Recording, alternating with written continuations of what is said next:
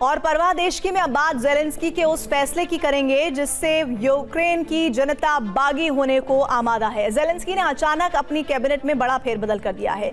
यूक्रेनी राष्ट्रपति ने अपना प्रधानमंत्री, विदेश मंत्री और रक्षा मंत्री हटा दिया है। रक्षा मंत्री को हटाए जाने से न सिर्फ यूक्रेन की सेना बल्कि जनता भी भड़क गई है। बागी हुए लोग कीव की सड़कों पर उतरकर ज़ेलेंस्की से इस्तीफे की मांग कर रहे हैं। सवाल यह है कि क्या ज़ेलेंस्की का तख्ता पलट होने जा रहा है? क्या कीव में पुतिन की कठपुतली सरकार बनेगी?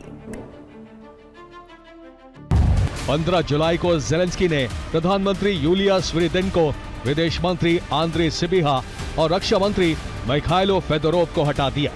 ज़ेलेंस्की ने कैबिनेट में बड़ा फेरबदल किया, लेकिन जनता रक्षा मंत्री को हटाने के फैसले पर भड़क गई।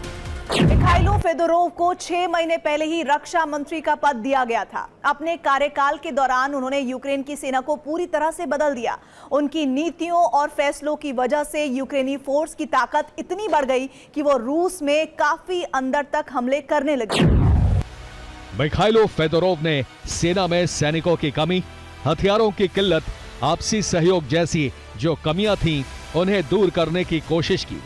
यूरोपीय देशों की मदद से सेना को नई तकनीक से लैस किया, लंबी दूरी के ड्रोन बनाए और उस पर सेना की निर्भरता बढ़ाई। ज़ेलेंस्की ने जिस रक्षा मंत्री को हटाया है, उनमें और यूक्रेन के सेनाध्यक्ष सिरिस्की में टकराव की वजह क्या थी, अब इसे समझना जरूरी है।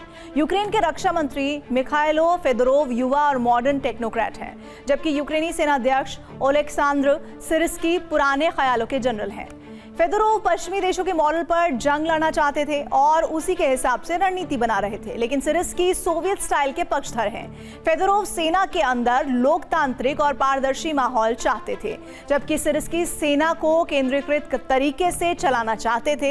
इन्हीं मुद्दों पर दोनों में जंग चल रही थी और अब आखिरकार ज़ेलेंस्की ने फेदोरोव को पद से हटा दिया। कुछ महीने काम करने के बाद फेदोरोव को पता चला कि सिरिस्की और chief of general staff Andriy Hnatov युद्ध को लेकर देश को धोखे में रख रहे हैं। उनके झूठ की वजह से यूक्रेन जंग में पिछड़ता जा रहा है, तो उन्होंने ज़ेलेंस्की से सिरिस्की और हनातोव को हटाने की मांग की थी, लेकिन ज़ेलेंस्की ने ऐसा करने से इनकार कर दिया था।